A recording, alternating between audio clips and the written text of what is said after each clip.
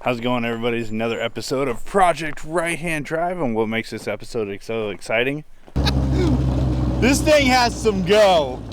We are going to attempt to start the car. Okay, so I readjusted the timing because I have a compression check, and I was getting no compression when I was just rotating the motor, and I was noticing there's no noise. And so I went through, adjusted every valve, which were off. I went back over the timing, which was off by like 3 teeth, which is dangerous. I don't want to break anything. And checked the ignition and everything. Everything's in place. As you can see, I got some starter fluid here. I got everything set up. I took the battery out of my other car. Let's do this. For the first startup. Alright, also I lost my keys. And so I took the ignition apart to start the car. Now I'm going to have somebody come out and rekey my car. Okay. So spark's good. No fuel pressure. Oh, by the way, I went to start it the other day and I had a fuel pressure leak, so I had to get new gaskets. There's been delay after delay. Okay. Throttle body's open. Oh, and I'm using a cheat here. It's just a wire from the starter to like that. Oh no. Oh no.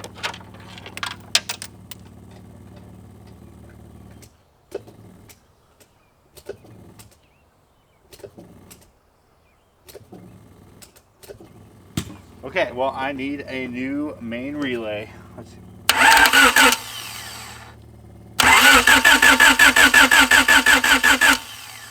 Oh, this is not good.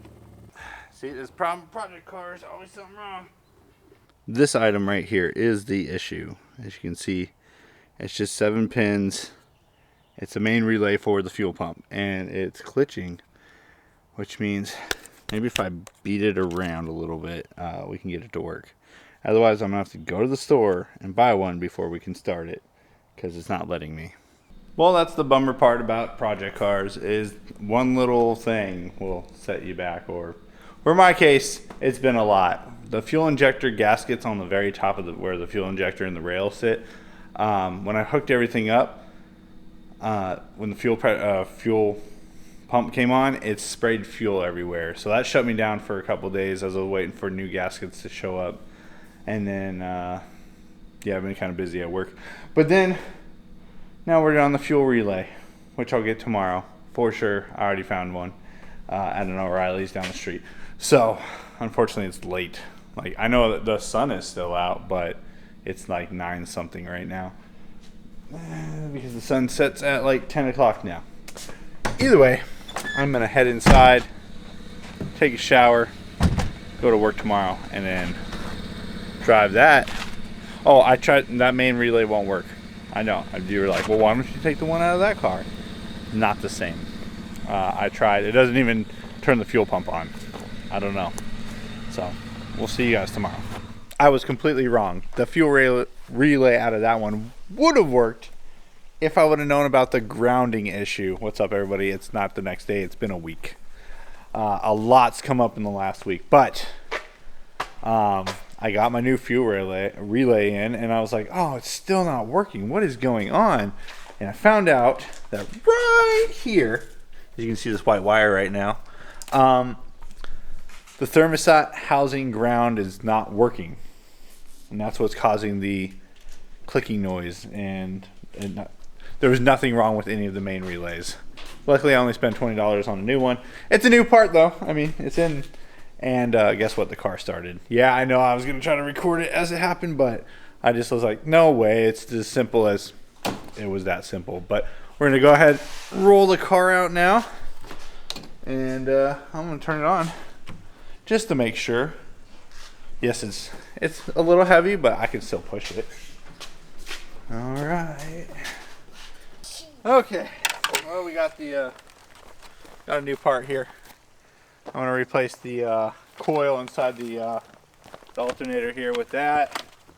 We also got 4-gauge power wire plus all the regular wire we need, your ground and your fuse, because I am going to put amplifier in here. Alright, I'm going to take this apart, swap out that bad boy right there, and then we'll start it. Okay, so we got the original one here. I got that off. It takes only a couple seconds to rip these out. As you can see, it's just a backing plate, magnets, goes on like that. But this one, I don't know. Supposedly puts out more voltage. Not 100% sure on that, but you can see the spring height. It's a better spring, and I'm already starting to see some discolor. It's been sitting a while, so we're gonna put the new one on. Also got a new battery today, so car's finally coming together with all its parts. Whew. That thing is heavy. There we go. Alright. Okay, everything's hooked up, everything's rewired, battery's connected. Fuel pump's working. Alright. And then my little hot wire trick here.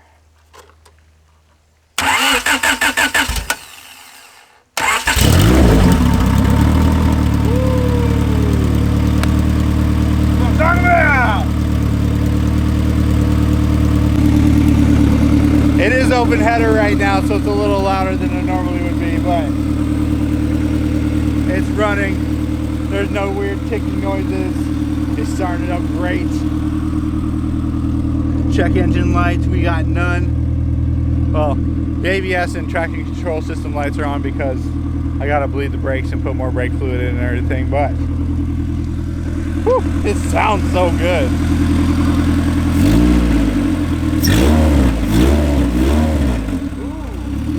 Just the slightest little twist of the throttle. That sounds so awesome. Alright, next up is the radiator core support or front bumper area. And they go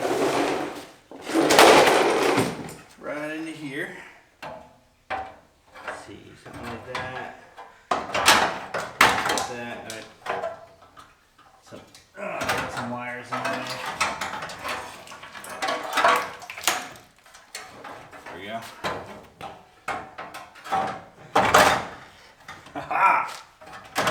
Alright, so that's how it's supposed to go right there. Looks like I need to do some bending and some stuff. There we go, right there. There's some bolt holes I can line up. Have it sit there. Yeah, finally, we're getting it together. Hopefully. And the front is installed. Well, it's been a couple weeks. Yeah, things kind of just fell apart in the last couple weeks, and we have not worked on the car very much. As you can see, the whole front end is put together now.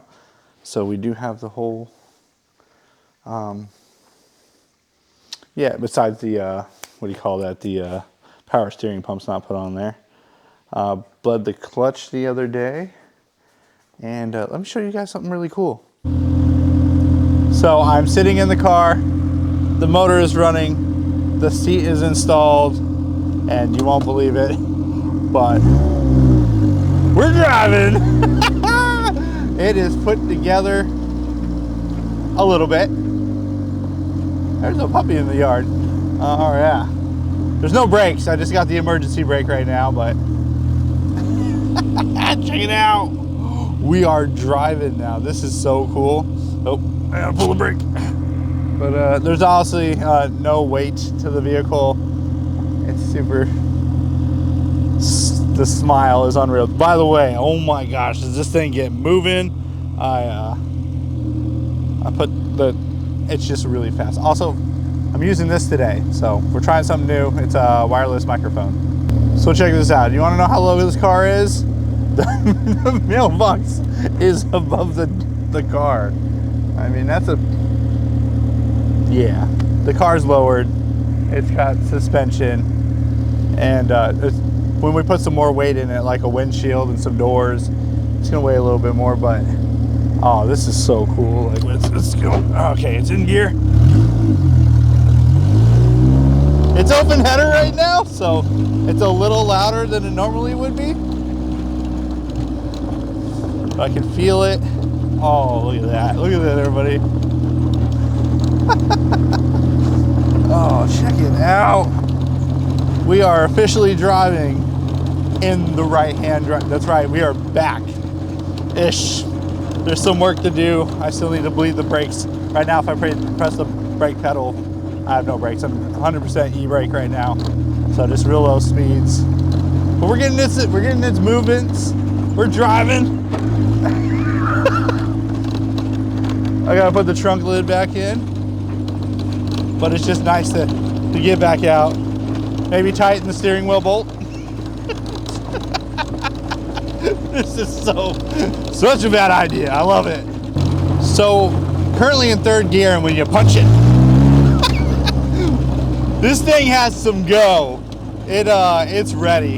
I mean, we still got a break-in period. We've only put on 2.8 kilometers worth of distance. By the way, everything here is in kilometers.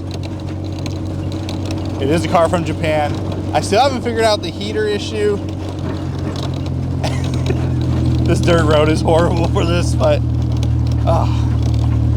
I mean, it's really airy, you know. You got the wind in your hair, the nice new interior. Sorry, this is a very exciting moment. We're finally driving the car after all the stuff that we went through. The back windshield needs to be washed, but we can move, and the temperature gauge is working. We bought a new radiator. It showed up today. All right, let's go park this. That's only the second time I've taken it out, and it's just, the smile does not go away. It's so great. Now, I told you I got a new radiator. I'm gonna put this one next to this one just for a size comparison. And there you go. As you can see, it's almost 3/4 of an inch bigger. It is a lot of radiator. Multiple reasons I'm going so large on it. One, Florida. Even if I don't move there, if I visit there, it's hot there, and I don't want this car to get hot. And that's a lot of cooling right there. Number two, this one leaks, the one that's in the car now. There's a big old puddle inside the garage now from the other day when I got it up to temperature. Right there.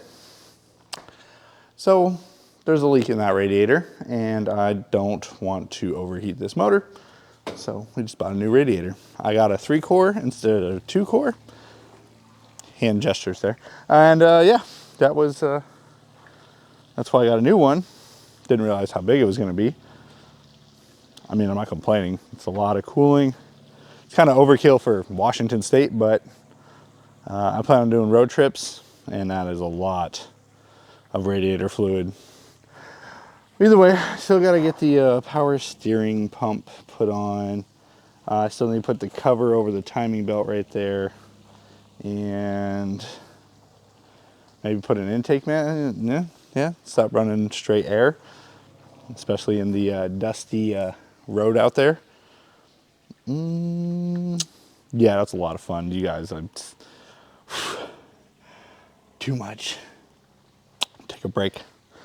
We're gonna let the fluid drain. We're gonna get the pan, drain the radiator fluid out. We're gonna put the new radiator on today, and hopefully this sounds good. Hopefully it does. It says it's working. And I'm gonna go through the dash and try to figure out how to get the heater system to work. Hopefully it's nothing big, like I need to take it all apart again. It's probably a wire I missed, very possible. And that's pretty much it. And then we'll end this video because I need to upload this stuff. You guys probably been waiting a while for it, but here it is. We officially have been driving right-hand drive again. Radiator is installed. Check it out. New radiator. Looks so good. Old radiator. Yeah, it's pretty bad. I mean, but comparison size again, real quick. Just because I can handle this one. Look at this.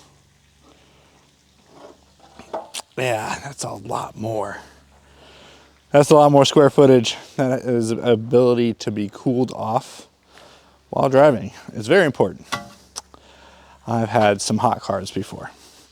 And then it fit though. Look at the fitment in there. It just works. Just enough. I was worried about that. And it's just, oh, everything's coming together really nicely. The car runs. The trunk won't open. So I installed the trunk lid back here. And it won't open. I've pulled the cable. I've gone inside and I tried to pry it open with the screwdriver and it will not open. So I got it on and I got it screwed in and I got it bolted down and now it won't open. And I pulled the cable. I've even crawled inside and pulled the hard line from the where the lock is. It's not working. I don't know what to do about that. I'll have to do some research online. A few moments later. Time has passed. Frustrations are real right now. I've gone through a handful of fuses trying to figure out. I'll grab them all for you. Right here, check this out. Trying to figure out what's happening. So there's a ground issue somewhere. What I'm talking about is the heater system. So this little bad boy right there. And so what I've been doing is I take some of it apart and I put a fuse in. Then we blow the fuse. I've run out of fuses. I've run out of, yeah. So radiator's in, ran out of radiator fluid. Couldn't fill that thing. One jug, I had a half jug, didn't even fill. That's a full jug worth of radiator fluid just in itself. So I need to go pick up more of that. I started borrowing fuses from other fuse locations because I needed fuses to attempt to make it work. It has not. It's a bummer. Still can't open the back, but it's starting to look like a complete car. I mean, if you notice, there's the front end, which we could put the bumper on, but it just gives me more space to work around without it. The lights, we could do some stuff, but I'm just holding off because, as you can see, we're running into some issues, and it's driving me crazy up here. Transmission has oil in it. Things I've done recently. Transmission has oil and it doesn't leak. It's the first. You got some stuff there. I don't know if you guys know anything about me, but I tend to make a mess. And this is the first time the transmission doesn't leak. All the seals are good. Car runs. Motor runs strong. Oh my gosh, this is so much fun to drive. And we've got some work to do. I think that's going to be it for this episode of the Project Right Hand Drive. I hope this did sound pretty decent. I won't know until I edit the video. Either way, we're going to put the video up. But we're driving now. We are driving the car. I took it down the road, as you guys saw, and it works so far. Little issues. Technically, I can put the car together without the heater working. But again, I'm just rambling. So thanks for watching, everybody. I hope you enjoyed it. If you did, hit that like button. Let me know you enjoyed it. Of course, subscribe to the channel. I love the support. It's free to do. And Project Right Hand is just so close to being back on the road again. The only thing we need now is a windshield. Registration's up to date. I found the car keys.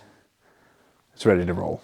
So stay tuned. So thanks for watching. We will see you next time.